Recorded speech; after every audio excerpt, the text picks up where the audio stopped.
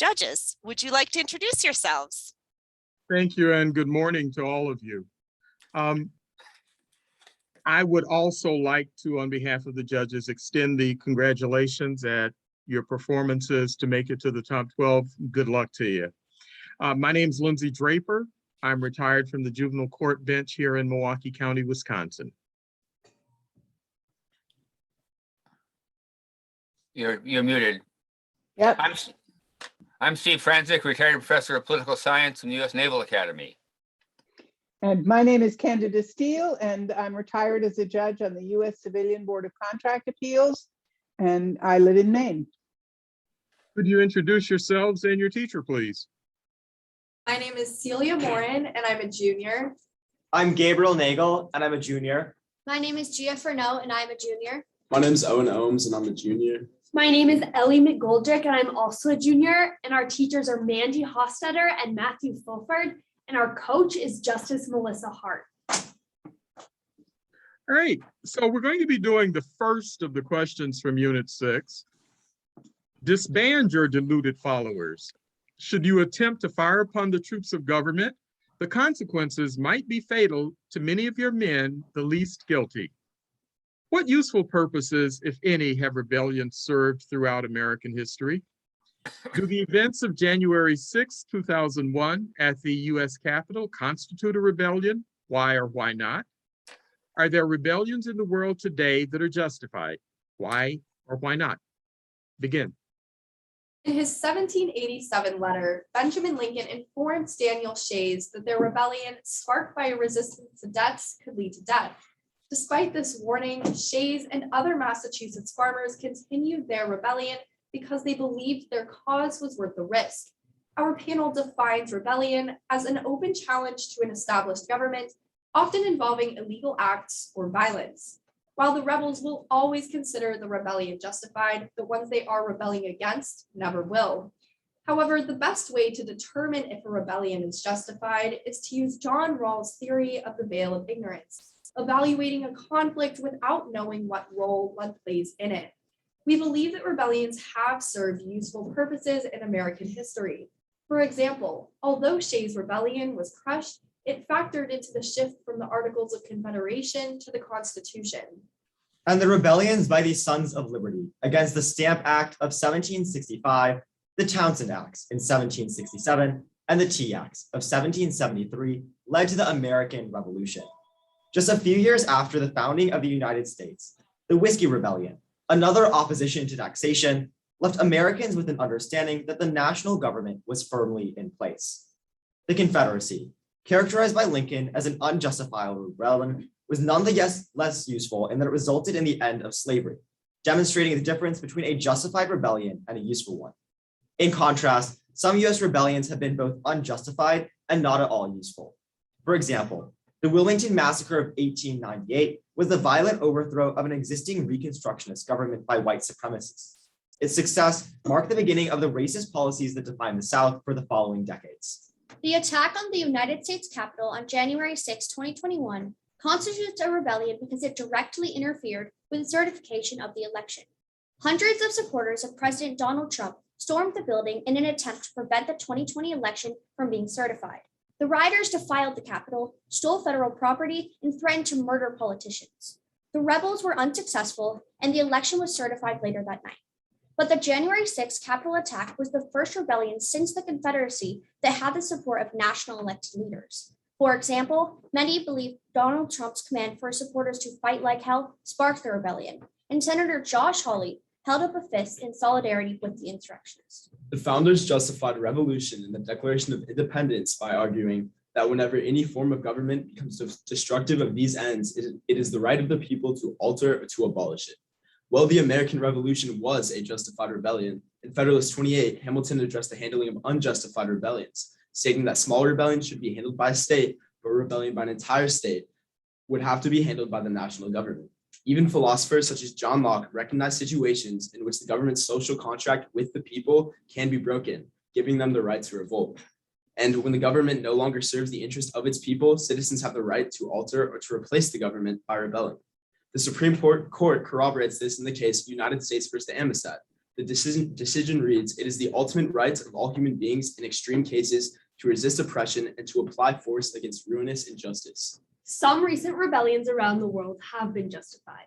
The 2019 protests in Hong Kong, for example, were a response to China's passage of an extradition bill that would relocate Hong Kong prisoners to prisons in China.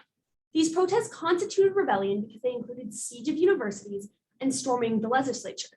We think they were justified because China was cracking down on the rights of Hong Kongers. In October 2019, rebellion broke out in Lebanon. Citizens rebelled because the government was unable to provide them with basic needs, such as food, water, and safety. Around the world, citizens continue to rebel when their circumstances justify it. We are now open for questions. Thank you.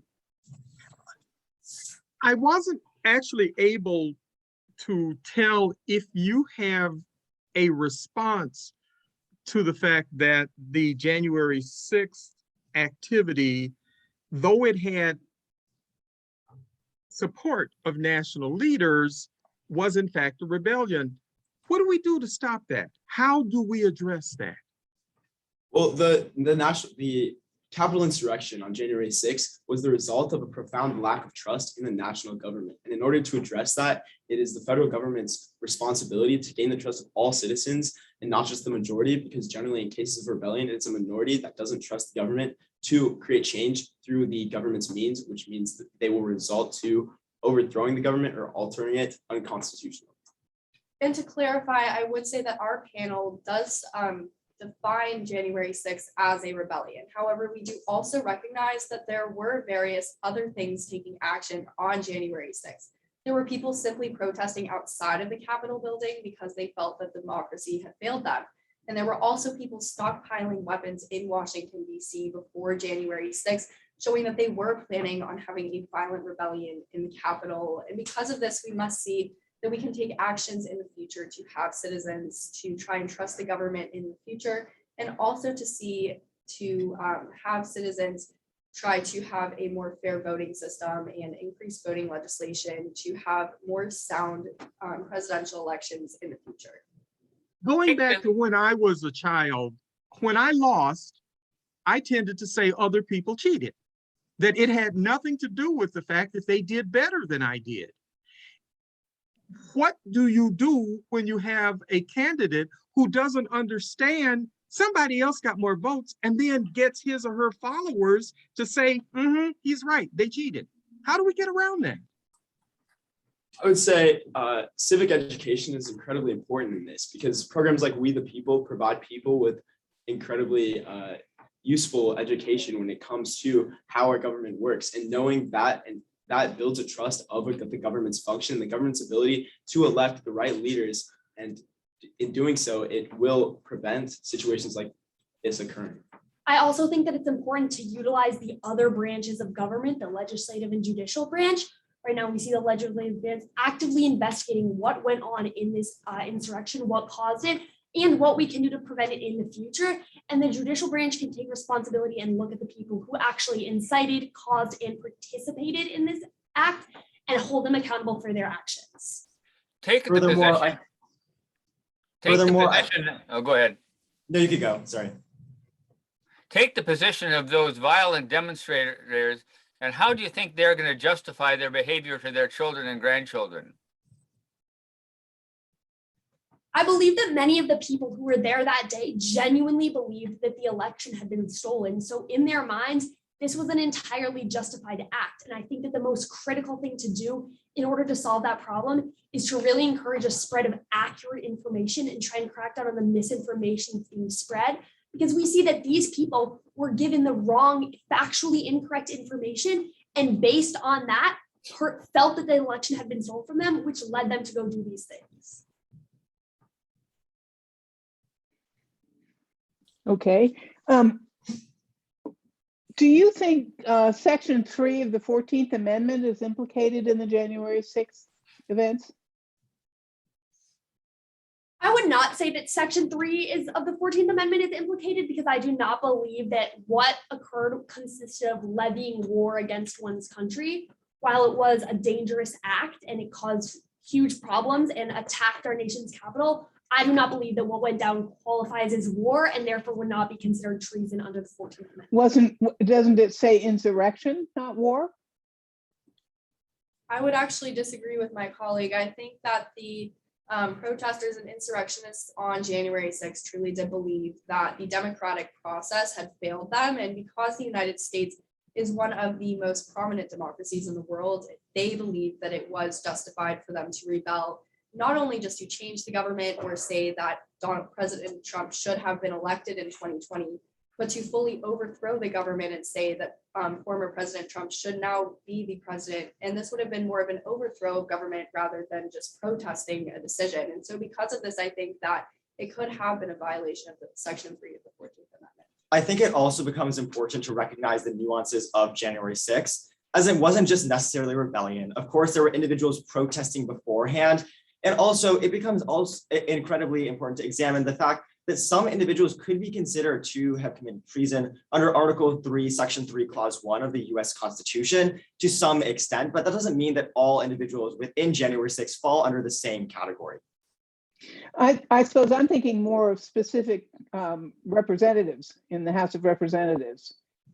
Do you think that Section 3 might apply to any of the Congress people who communicated with the demonstrators or I would insurrectionists? I would actually say yes. I believe that some representatives actively aided our enemies. For example, Representative Lauren Boebert tweeting out the location of Nancy Pelosi during this insurrection. I would say that was clearly a direct aid to our enemies and therefore would constitute treason. Okay. You made reference to misinformation, people having been told certain things about the election as being one of the things that we need to find a way to clean up so that we don't continue to have these problems. Given freedom of speech and given, frankly, I can get on the internet and hear somebody say anything that I believe. What do we do about that? How do we address that? Going back to the idea of civic education, providing people with the means to research and find out how the factual basis for what they believe in will result in an effective way to combat misinformation. I would also add that social media has directly contributed to the spread of misinformation on both political sides in the United States as we are advancing technologically. And I think that it's really important for social media platforms themselves to set the precedent that they will not tolerate seditious libel against other people and will also not tolerate the spread of misinformation about something as important as a presidential election. And I think that various social media platforms such as Facebook and Twitter locking and banning certain individuals such as former President Trump are starting to set examples that they will not tolerate that kind of behavior and will ultimately try to prevent the spread of misinformation in the future, but will ultimately never entirely combat it, unfortunately.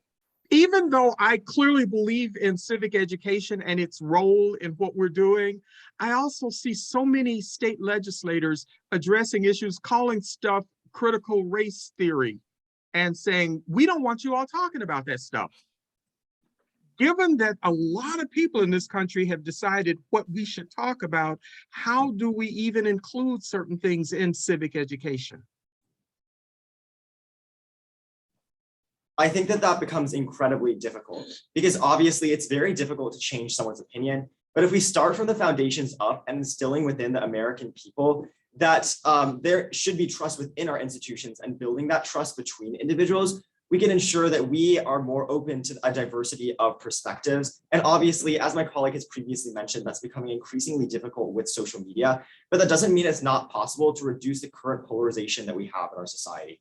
Adding on to what my colleague said, the First Amendment rights provide a platform for people to express their beliefs. And if they believe they aren't heard, they have a platform from which to do so. How do we go about altering government when there are grievances against it? So there are several steps in altering a government. I would say first, you should start with what is most accessible, which is peaceably protesting under the First Amendment. However, when that isn't met, I believe it does become justified to turn to other means if you can't redress your grievances, such as rebellion. And we've seen this throughout our historical documents, such as the Declaration of Independence and other elements in this idea of the justification to revolution. Additionally, the founders built our Constitution with an amendment process that allows our country to grow and change as times evolve. And as the media increases, it is important to use this amendment process when it is needed. Okay. Under what circumstances, if any, should participants of the events be held accountable under the law? What do you think of how participants are being handled in courts? I think there were very many direct crimes that certain individuals did commit on January 6th, such as defiling the Capitol or even sharing the location of Nancy Pelosi during the insurrection. And I think that it is, may I finish my statement?